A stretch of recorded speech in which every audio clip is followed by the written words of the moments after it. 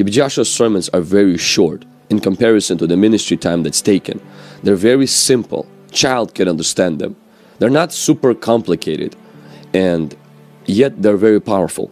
And so it really showed me that, you know, the sermons of Jesus were kind of similar.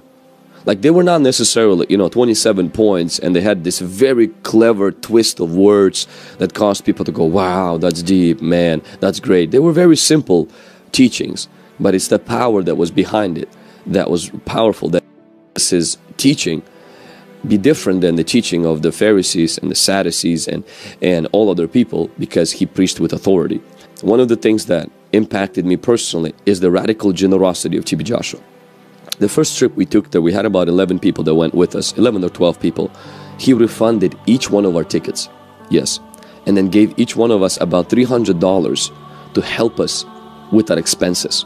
Now, that totally blew us off, because we came with clothes to bless Africa. He told us to take those clothes back and to take it because America is in greater need now than Africa. Like, that totally was a shock. When we arrived back home, I received a phone call from T.B Joshua, and he says, I'm gonna wire, I think it was 15,000 US dollars. It was during Christmas time. And he says, I want you to find less fortunate people, and I want you to buy them gifts and buy them things that they need. And I want you to record everything so that, you know, I could see that you guys didn't spend money on new rims or on your own vacation. Which was like, yeah, of course. It was honestly very shocking. Even ABC News picked up a story in Spokane where we bought different things for rehab centers, and it was from Africa. I know, this was crazy, huh? And people are like, what? This is, we usually, you know, donate money there, and this time money's coming here. When we had a conference here with Wiseman Harry, this might shock you, okay? And a lot of people don't know about this, and that's why I'm exposing all of this, because some of you don't know, you know, you hear critics or you hear this and that, but I want you to hear about this. When we had the conference, they flew about, T.B Joshua flew about 20 people from Africa. The tickets are extremely expensive if you ever flew to Africa, okay? These people were here for at least 2 weeks, okay? Our church did not have enough money to rent the facility for the conference. So we were actually willing to take a loan and start using our own personal credit cards just to get that building. Now, we did not tell T.B Joshua we couldn't afford it. So he paid for the building, he paid for everybody's flights, and he did not allow us to take an offering first 2 days. He did not allow anything to be sold. And on the third day, when we picked up an offering, he said, make sure the offering is picked up after 7 hours service, and that offering went to Hungry Gen.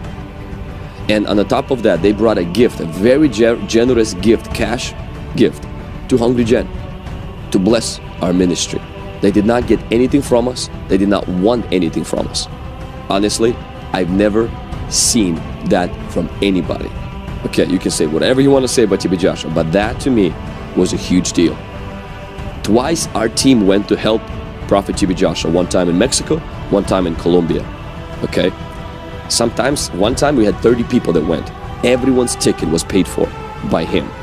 We were willing to go on our own expense. He covered everybody's flight, he covered everybody's food, and then gave everybody a short little cash gift just to honor them.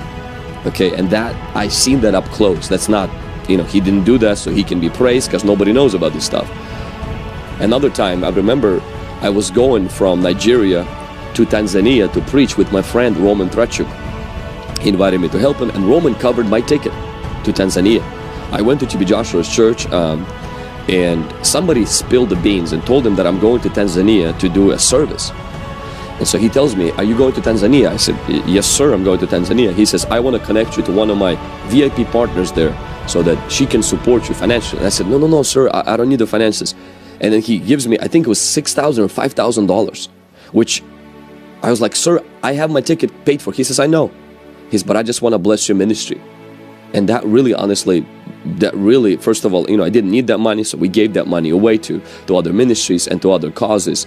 But it really, that's what I saw up close, and it made me want to be that person. So a lot of stuff that you see on TV, you know, giving to the homeless and giving to the poor, I'm going to tell you one thing about that man.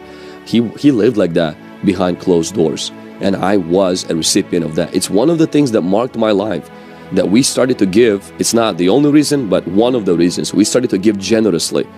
Our savings, our cars, I think we up to 6 cars now that we've given away, me and my wife, because we were impacted by the extravagant generosity that has to go along with a life of supernatural.